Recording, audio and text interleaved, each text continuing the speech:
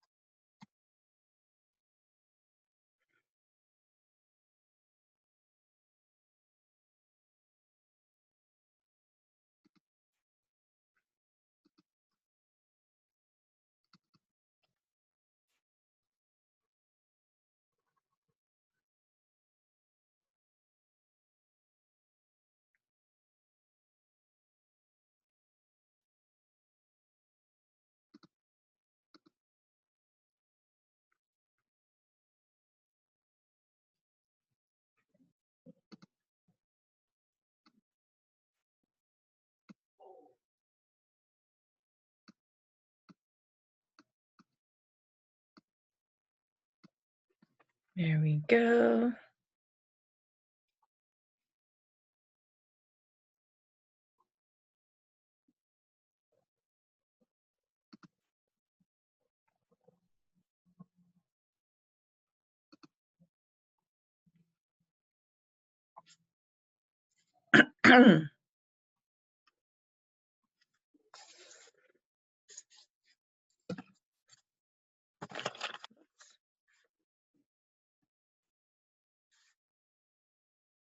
Oh.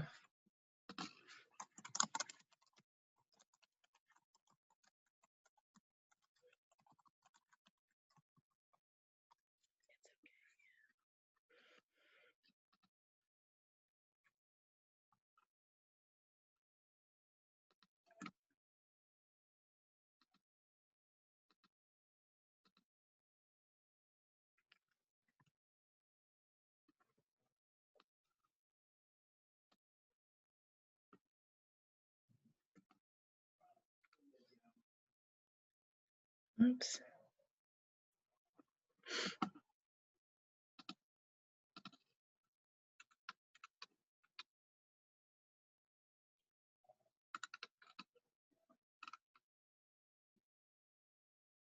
Hi, everybody.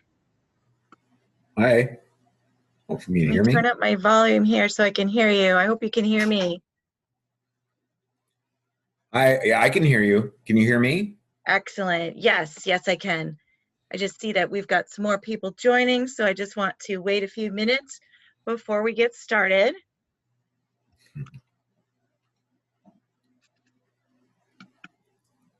Thought you'd be able to come on in by yourselves, but I guess not. That's okay.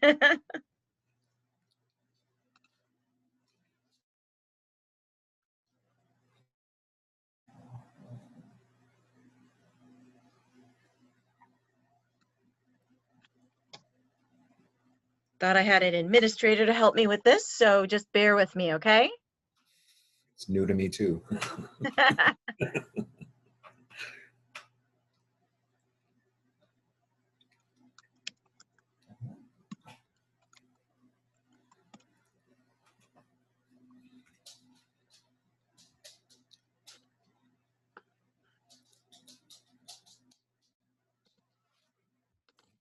Start video. Got a few more people joining us there. Great. Keep my eye on that for you.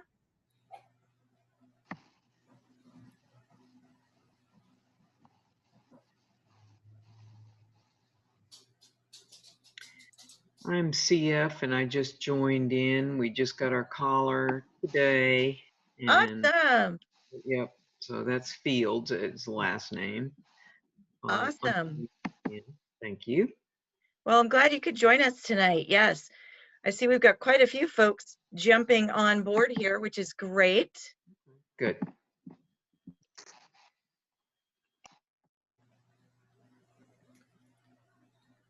The more the merrier. I like that. That means new callers and happy dogs, right?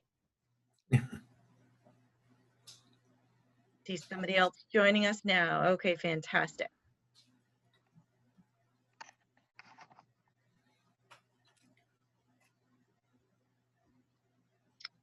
We'll see who else can, oh, here comes my helper. Great.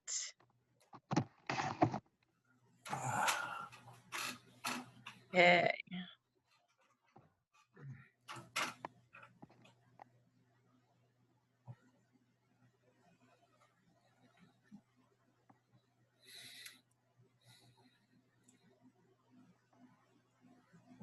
And where's everybody joining us from tonight? I'm from Minnesota, Warroad, Minnesota. Excellent. Bet you it's getting cold out there now, right? Well, actually, it's been pretty nice. It's like 30 some degrees right now. Got about an inch of snow. Ah, We're about the okay. same in Western North Carolina. CF is in Western North Carolina. Excellent. Well, thanks for joining us. Okay. I'm from Oregon. Nice. Good, good. Excellent. Clear across the country. All right. Can anyone else not hear me? I see that we have somebody who can't hear me, so. Everyone else pretty good? Yep.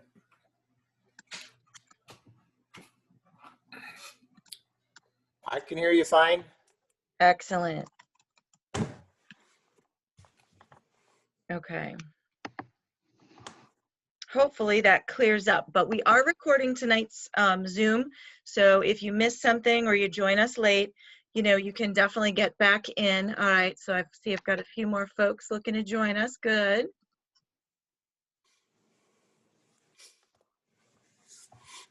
And we'll get started in just a couple of moments then. Lots to keep my eye on here. So How many are on the line tonight? 17. yeah, it looks like we have about 18 participants, so that's wonderful. Oh, I see somebody else joining us. Wonderful. Great. All right, so guys, it is 7 o'clock, and I will get us started.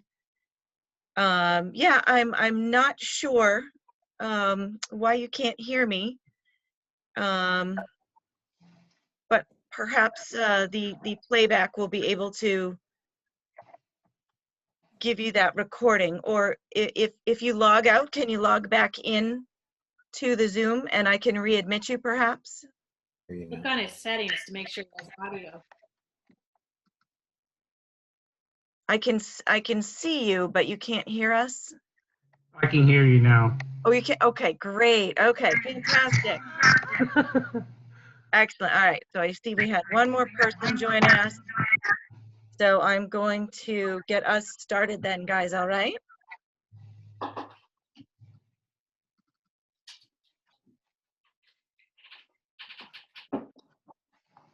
Great. Okay. And I'll keep my eye on folks who are still continuing to join us. So this is wonderful. Great. So yes, thanks so much for joining us tonight. My name is Sam, and I'm your customer support professional at SpotOn Virtual Fence. So tonight we are going to be talking about, and I'm keeping my eye on some of our folks entering the party now. We're talking about setting up your fence. All right, so this is a brand new product for a lot of you. And so there's several steps to get started. It's pretty simple and easy, but it is a lot to review. So bear with me, we'll get through these steps together. And, you know, hold your questions until the end of the slide. I will give you an opportunity so that, you know, you can ask questions, but we want everybody to be able to hear and, you know, see all of the information that we are reviewing today, okay? Great. Okay, so step one, measure your dog's neck if you haven't measured yet, okay? So you want to be able to make sure that it is snug, tight around his neck. He's going to be wearing his normal collar when he wears the SpotOn Virtual Smart Fence collar. So you want to be able to fit 2 fingers between his neck and the collar itself, as you can see right here, it should sit right above where his actual real collar fits. If there is excess collar, you can just tuck that behind. If you can see here, just tuck it right behind the strap that he's wearing. I've had customers who've got smaller dogs, so they do have a little bit of excess, but make sure that that is tight enough so that your contact points will sit up against his skin. Okay, step 2 is to charge the collar. So it may have a charge when you receive it, but we want to make sure that it is fully charged for you to be able to use. So your full charge is going to last up to 24 hours, and you can leave the collar on. There is a charging port right on the bottom of your collar, and there is a plug included. It's a simple USB to micro USB cord. It's a data cable, so you could use that from another device that you have. All right, if your collar is not in use, it will auto shut down. That's a power saving feature. So what does that mean? If a map is not activated, then it's not in use, so it will shut down. So keep that in mind. And never ever attach a leash to your collar. All of your technology runs right through the strap. So if you attach a leash, it's going to tug on all of the components inside. And we want to make sure, I see somebody else joining us. We want to make sure that we don't damage any of the internal pieces to the collar itself and to all that technology. All right, any questions on sizing your dog or setting up and getting this all charged and ready to go? I have a question. So you said 2 fingers in between? Okay, yeah. Okay, because yeah, well, at one point we didn't feel like that our dog was being, she was feeling the, you know, the stimulation. Okay. So I guess 2 fingers is, she should be able to. Yes, there are 2 sets of contact points included, one for short and long hair. However, this is actually an industry standard part. So you can get other sizes, Judy, from other industry professionals online maybe, or PetSmart or another company like that, a retailer. So there are more sizes available. If you discover, yeah, that your dog might need a little more or a little less when you fit it on her. So does that make sense? Well, I guess so. It's dog dependent, yeah. It is dog dependent, yes. Are you Sam, by the way? I am Sam, yes. Okay, well, it's nice to see you. Nice to see you too. All right, and thank you so much for joining us. I've got a question quick. When you say 2 fingers, are you placing 2 fingers like stacked one on top of each other, or? Correct. Like that? Okay. Yep. All right. And again, you want it to be snug so that those contacts touch your dog's skin, but not so tight that it's irritating or that they're choking. So you'll definitely be able to tell, and they'll tell you if it is uncomfortable and a little too tight. One question. Okay. So if I've used collars that do the static electricity as a trainer, do you have the changing points, the contact points that change for the dog? Some dogs have thicker coats like Malinois, Shepherds, or is it a standard contact point that you have on there? It is a standard contact point. They don't adapt or adjust. So it is one size, well, or one type fits all. Again, it is an industry standard part, so you could swap them out. I haven't used those personally. I don't know if they would be adaptable to our product, but that is a good question, and I can definitely check with my developers on that. I was just curious because I've had that with some of the shock collars that owners have used on their dogs, and they come with different adjustments of the connection. Oh. So my thing is if it was on a dog with, say, like a Shepherd or a Malamute that has his neck snug, right, but then if the coat's thick, is the contact actually getting through the fur to the skin? That's why I'm just asking those questions. Got it. I see. Yes, depending on the length, you could get different sizes. However, the contact point itself is not adjustable, if that makes sense. But your contacts can be taken off and put on some. Can another one be put on there possibly? Is what I'm going to know. That is correct. Yes. Okay. Okay. We just got ours a week ago, and we've got a husky, and it came with the longer contact points. So we got the short ones and the long ones that came with ours. How Awesome. did you get them separate, or did you get them? It was in the box all together. Okay, so it came with the box, so they have two different sizes in the box. Yeah. Okay, thank you. That's what I wanted to know. Thank you. Excellent. All right. Thanks, guys. Okay. So let's move on here. Step 3 is downloading the app. So on your smartphone, you can go to your Google Play Store or your iPhone store and download the app. It works on, again, both iOS and Android applications. So you'll want to get that app right on your phone. You'll be able to create your account, and you'll get an email verification so that you can get signed up and ready to go. Any questions on that? Awesome, guys. So step 4 is registering your collar. All right, so as you can see here, you're going to get a screen to come up on the app, and you're going to input your pup's information. You're going to input the collar ID. So that information is right on the collar itself. So each collar is individual. So if you had more than one dog, you would enter and register more than one pet. So you can register several pets on your app, and they will all be able to share the maps and everything. You Quick can question. Oh, yes. On the phones, can you get two phones? Like my husband has a phone and I have a phone. Can we both get this app downloaded with the same dog? You can. My next topic was about family member access. So Okay. yes, when you, after you create your account, you will be able to go into your settings, and I know you can't really see that here very well, but there is a part where it says family member access.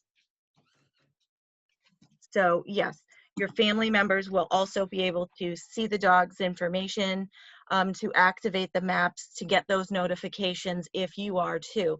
The only thing that your family member can't do will be to change that static correction level. That is up to you as the owner of the account, as the main user, to be able to set that level. So it is very, very important to be able to use that with your family members. I definitely agree. Now you're going to see a generic screen until you actually register and activate tracking and connectivity.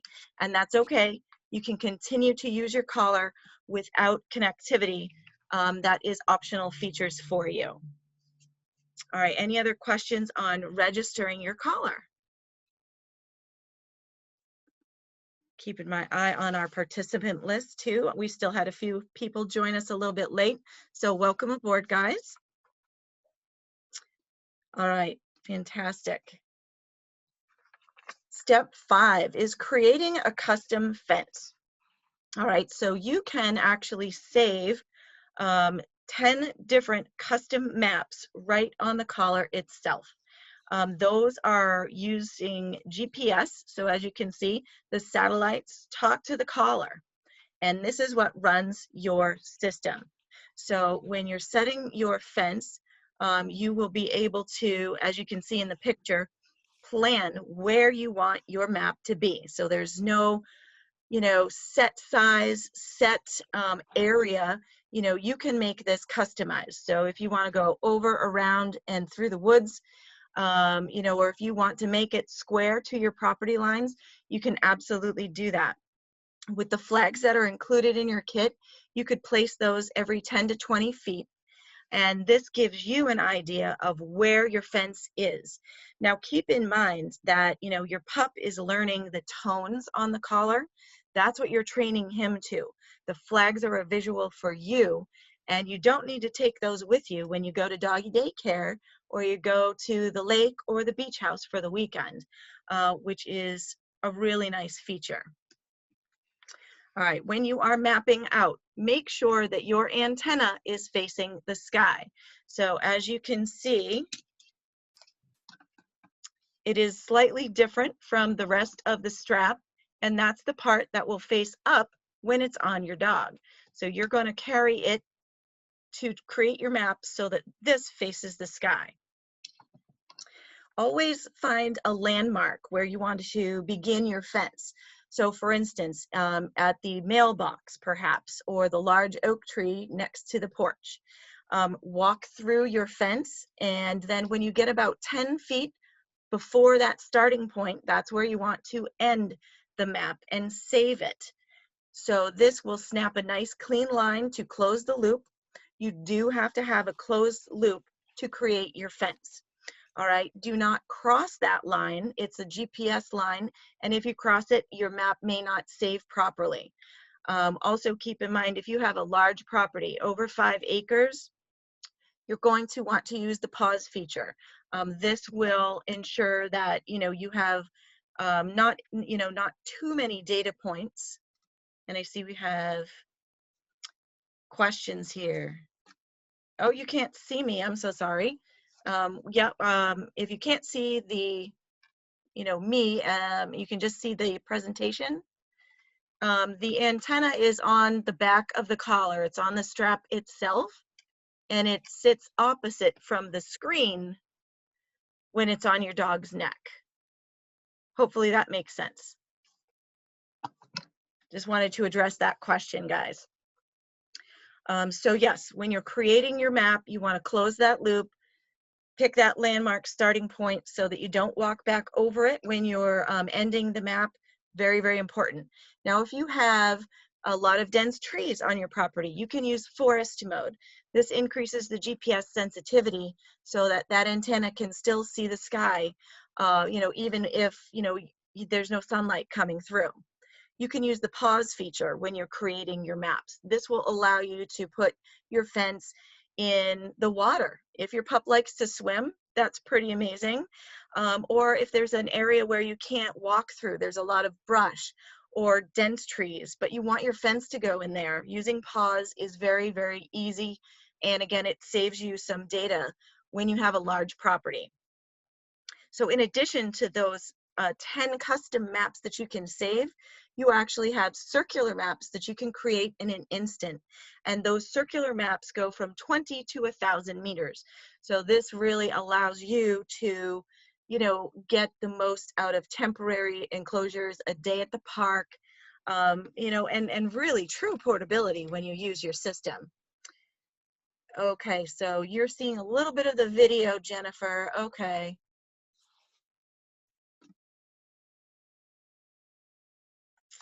Gotcha. All right.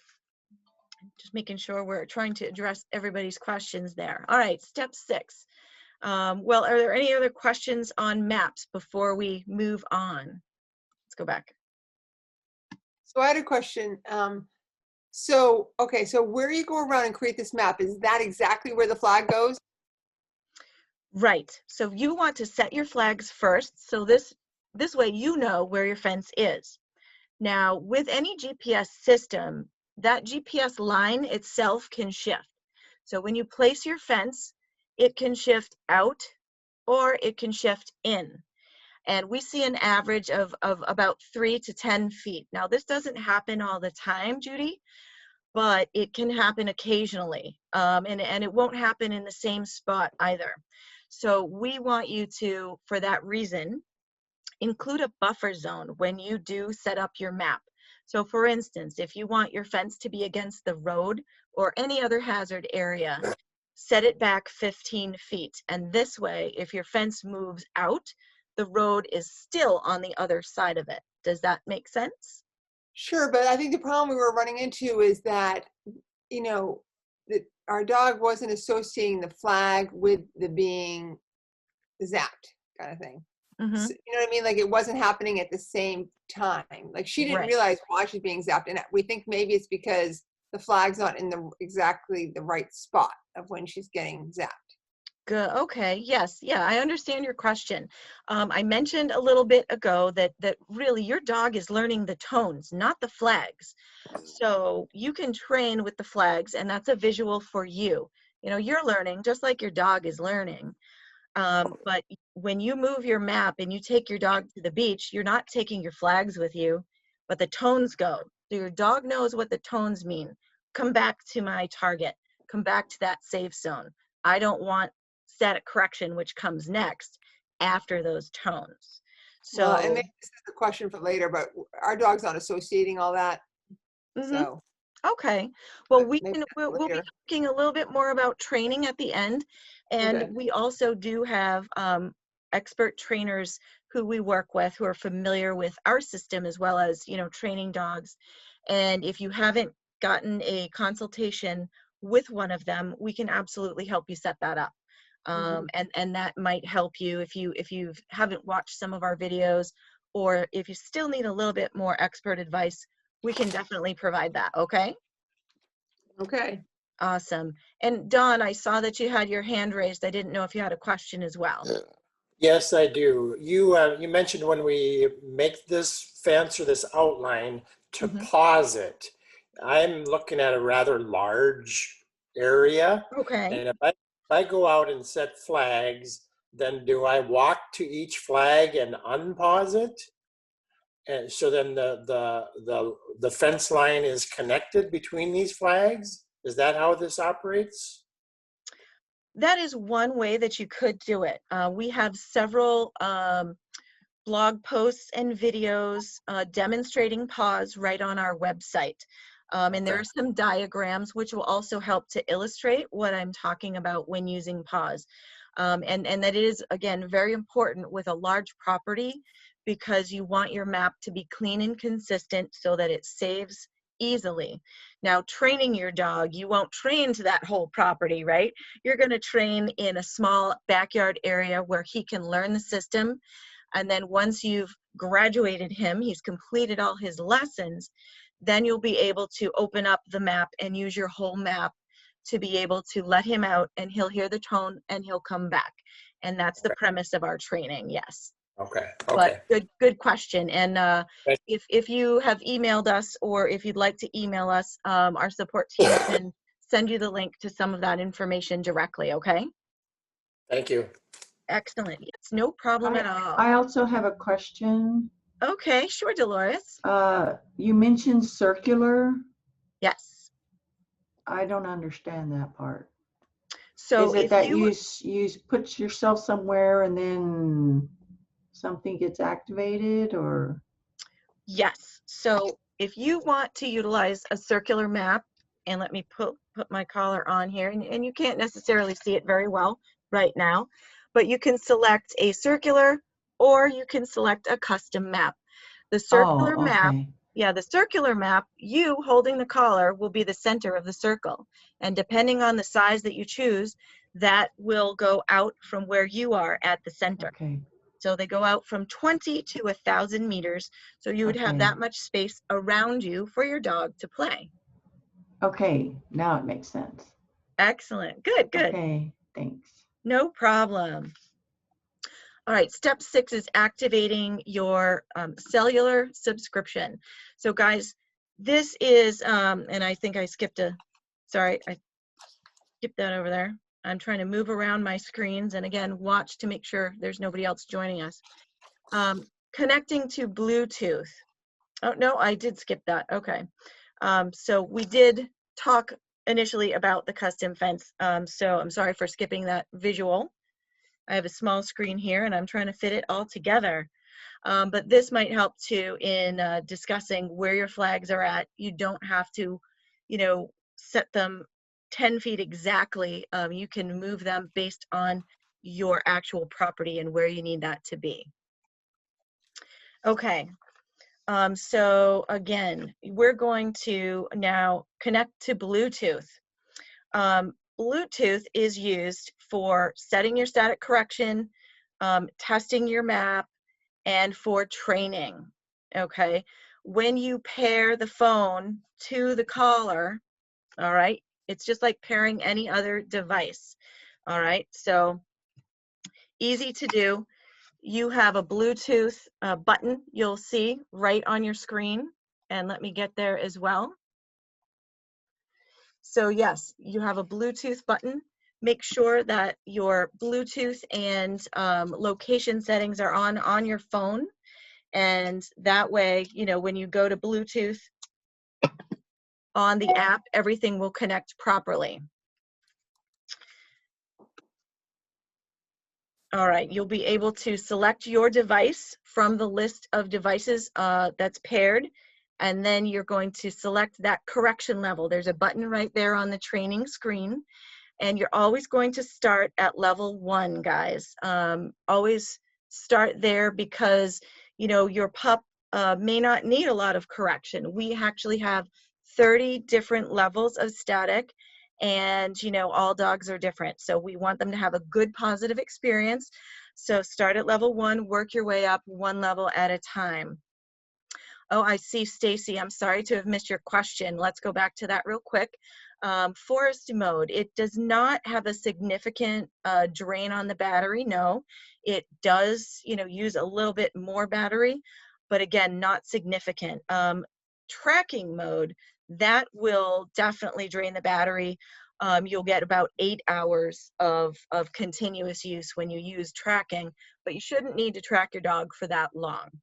So forest mode would be fairly normal containment conditions. And again, you're going to be charging this once a day because the charge lasts up to 24 hours. So most people will charge that at night when everybody's sleeping, but fit that into your dog's routine, not a problem. And I think, you know, as long as it's not depleted to 0, it takes about an hour to recharge. And, you know, that will keep things running nice and smoothly for you guys. All right. Yeah, you're very welcome.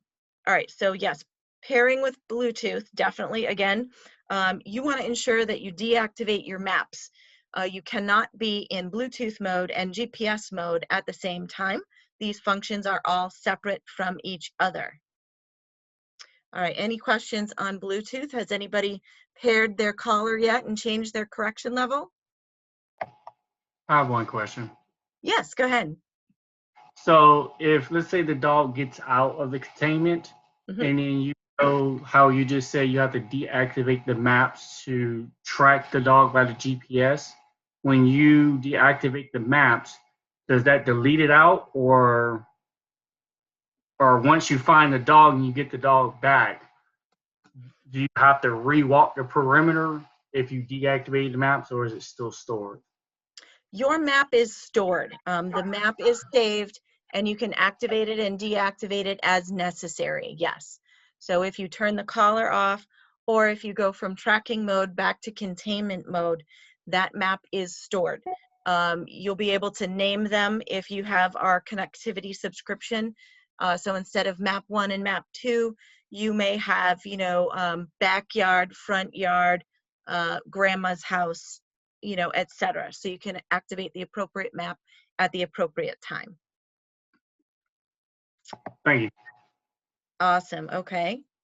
And I mentioned connectivity. So let me just back up a little bit on that. Connectivity, as I mentioned earlier, it's optional. It's not necessary. As we saw, your collar runs on GPS, your fence is GPS driven.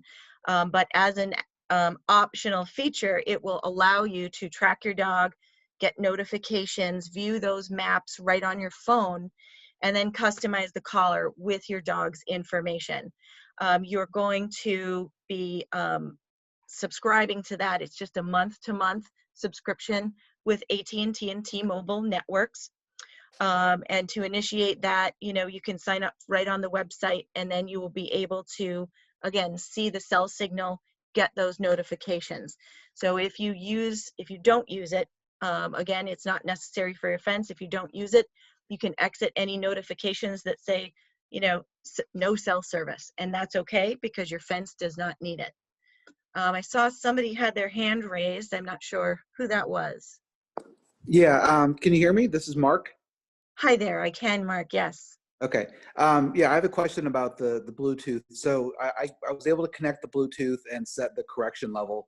I was confused by the button. So there's the alert tone, warning tone, static correction, and I would try to like tap it or hold it, and like nothing would happen. So I'm not sure what I do with those. Sure, sure. So after you connected to Bluetooth, were those, like on the screen right now, were those icons gray or were they in color? I believe they were gray, and then when I would like hold one down and it would turn to color. But then when I take my finger off it, then it goes back to gray. Oh, okay. So once you're connected to Bluetooth, those icons should stay in color. Those will be in color on your app, and then on the collar itself, which you can't see here, and I'm not connected here, but BT on the collar would be blue. So that's how you Yep. know that they're paired together. So if they're not truly paired, the collar BT would not be blue, and those icons would stay in gray. So that too is something that we can walk you through on our support team, just to make sure that you're connecting correctly. And Okay. we have seen on some platforms, some iPhones do have a few little glitches like that. So that is not one that I've heard of before, but it is a possibility. So Mark, I'd urge you to just email our support team, and then we can work to walk you through that and understand what's happening. Okay. Okay, but once you connect it to Bluetooth, which I was able to do, I saw that Uh-huh. it was blue. Those lights should be in color, and then that just means that all the warning and the alert tones are active. Right, right. That Okay. is so that you can test them, or you can use training plan A or B. And so Okay. again, we'll talk about training in just a few more minutes. Okay. Thank you. Awesome, no problem. And Reese, did you have a question as well?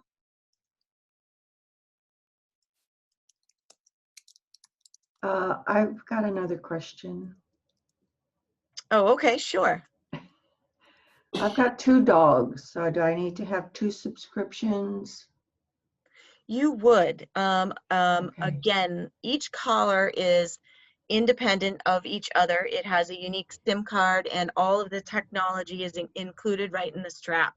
So therefore, Okay. yes, each collar would need its own subscription. Now, if your dogs stay together all the time, maybe it's not quite as important, because where one is, the other one is. But it is nice to have that security. So Okay. yes, we can assist you with setting that up as well, Dolores. Okay. Okay. Thanks. Great. Okay, let's move on. Step 8, to set your static correction. So some of you have done this already, so that is awesome. So you'll want to ensure that you have those contact points installed on the collar. The static correction tool that's included, that can be used to tighten those contact points. If your dog is a pretty active pup, you may want to check that they are nice and secure, so they don't, come undone, and they can continue to get that static correction when it is emitted. All right, so once you've selected static correction, again, that slider will show up where you can set it. So moving from level 1 to level 2 to level 3 and so on, until you see that you've reached the right level for your dog. Now keep in mind that your Bluetooth connection here, this will time out when it's not in use. So Bluetooth also has a range of about 50 feet. So if you are too far from your dog wearing the collar, Bluetooth will turn off. Similarly, again, if you activate your map, you cannot be using GPS and Bluetooth at the same time. So is there any other questions on static correction and how that works with Bluetooth? Can you explain a little bit? So, okay, so Bluetooth, you're running everything from your phone. GPS, you're running everything from GPS. Is that the difference? Yes, that's a good way to put it. Exactly. So, okay, so what do people use mostly? Bluetooth or GPS? Well, Bluetooth is mostly used when you're training. Okay, so once you've got your dog trained, you don't need it really, unless you want to change that static correction level. Some dogs, if it becomes hunting season and there's a lot more critters around, you might want to give them a refresher or up their static correction, because now the drive is extra special for getting out of the fenced area. So a little more static correction, might be applicable. So that's when you would go back into Bluetooth, change your level, and go back out. Then you can put your dog back out on the fence using GPS, where those tones and static correction would happen automatically. So do you have to, oops, sorry, go ahead. Well, just to finish, I guess. So that's Bluetooth is when you press alert tone and it'll then alert the dog, right? That is correct, yes. So Bluetooth is for manually emitting those tones and that correction, yes. Okay. Next. Awesome, thank you. And somebody else had a question? So let's say that once you're out of the Bluetooth, do you have to reconnect the collar to the Bluetooth again? Because you said if you get within like after 50 feet or so, so like let's say I leave the house, that means that if I leave the dog's home, my Bluetooth is going to disconnect from the collar, correct? Right, yes. So do I have to re-go to the collar? Like if I was pairing my phone to this and it unpaired, and I have to be close enough to it again to repair it, pair it back together, or can I be back at the house and just go on Bluetooth and pair it that way again? So your Bluetooth is for training and setting the static correction only. So when you have your map on, everything happens automatically. So when you're away, when you leave, you activate your map. And so your dog's in containment, and the static correction level that you've set will work when he approaches the fence. Okay, good. Let's see, Nova has a question. Okay, that is right. The subscription is only activated if you want to use it.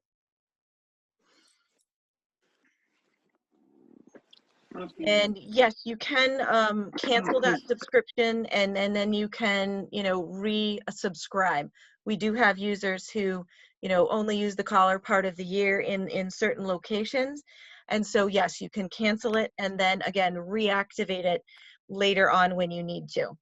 Okay. Yeah, because we only need our fence like during the winter because the snow gets tall and then he just goes right over the fence. So that's hence why we bought it. I see. Yes. Yes. So you can turn that off when you don't need it. You will fill out the form from our website. So look for cancel on the website, and that will be submitted so that we can cancel it for you. Okay, cool. Thank you. Excellent. No problem. All right. So we're running out of time here. So I want to help get you through the rest, guys. All right, step 9 is activating your fence. So once you've saved those maps right on the collar, as you can see here, you can actually activate it right on the collar. Or again, if you have that subscription, the subscription plan for cellular connectivity, you can activate it actually on the phone too, right on your app. So you would be able to, on the app, go to Manage My Maps, select Activate, and if your collar and the app have a cell connection, then that will activate for you. But on the collar itself, very simple, hit select a map, you'll connect to GPS, you'll see that turn green, and then you'll see that map name spring up right on the collar so you know that it is on. And again, you can test that map by walking towards the boundary, and you'll hear the tones 10 feet, 5 feet, and then using the static correction tester, you would see that light up once you got to the fence line. All right, questions on activating that fence? Make sure we get everybody. Yeah. So you should be able to see that actually, because that's one thing, we can't hear it. So you should actually be able to see it on the phone too? When you activate the map, you're saying, or when you test it? When you're activating it. Right, so when you activate it on the app, and I can't really show you too much. I know, again, we've got a little bit of glare here.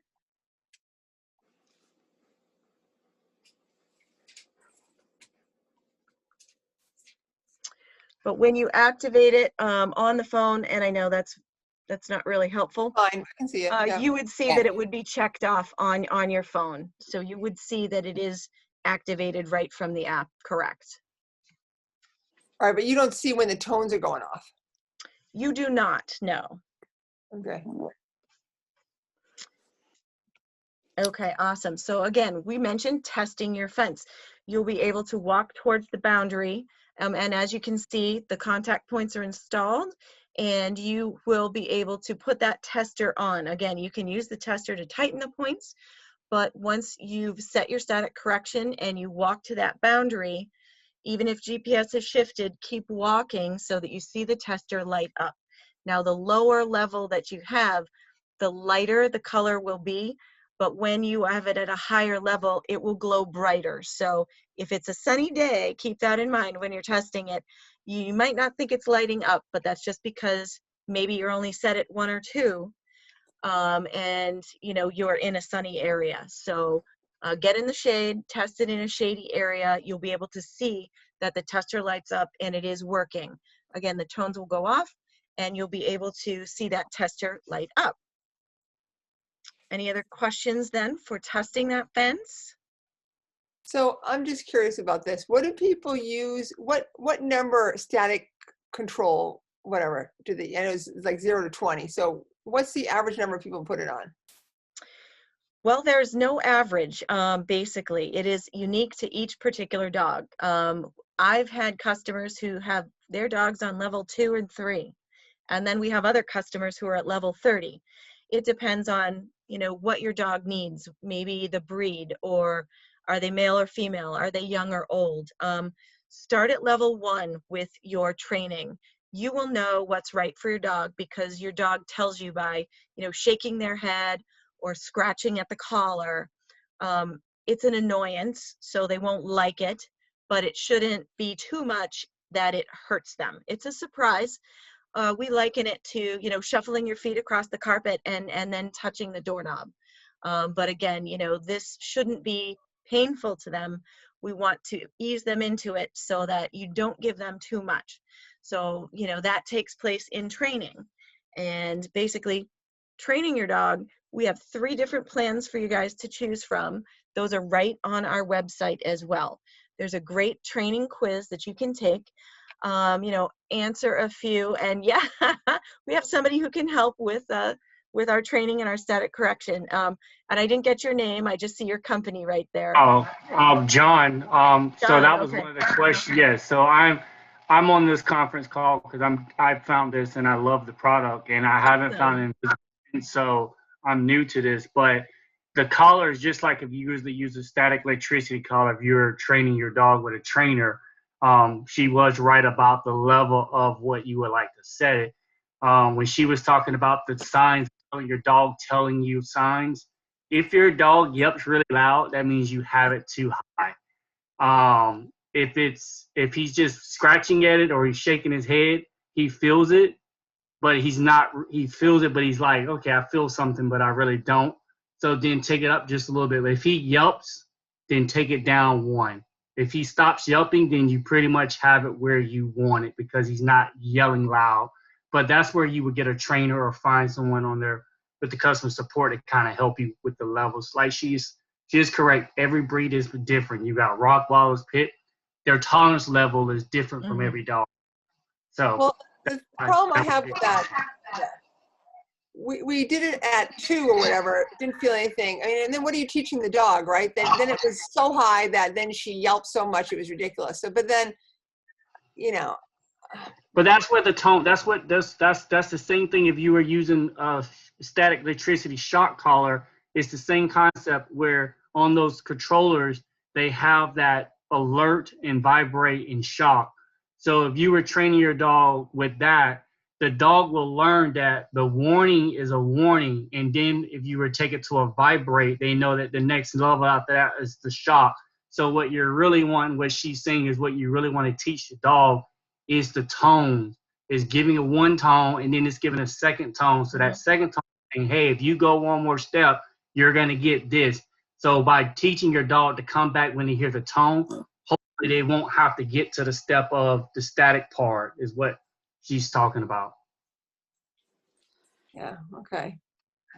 I mean, I know that doesn't make It's sense, good in but theory. you Yeah, it's good in theory. you That's you want what to you want to get them to learn to get away from the tone instead of actually reaching the static. Right. Static is actually supposed to be the last prevented, but I know it sounds cruel because you hear the dog yelp. If they yelp, that means they learned that if I go here, I'm gonna get something. Like my dog, when I put her collar on her and I did her training, and she heard the tone, she immediately ran back to me and sat by my side because she knew if she kept walking, ignoring me, she was gonna get something that she didn't like. So she learned eventually that when she heard that beep beep beep, she came running back to me. So if you be consistent and work with, and like she was saying in the training part of it, really focusing and taking the time and dedicating that training to that, I think your dog will learn the boundaries of what you're trying to get. Yeah, absolutely. Thank you so much. Anything, if that helped Yeah. you. No, that's great input. We really appreciate, hearing from expert trainers as well. So I like that. And I mean, training should be a fun experience. It's you spending time with your dog, and rewarding them. This should be good for both of you.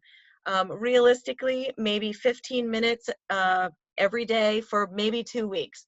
Some dogs learn really fast. Some dogs need a little bit more time, but we want to ensure that you complete all the lessons, and that's the most important part.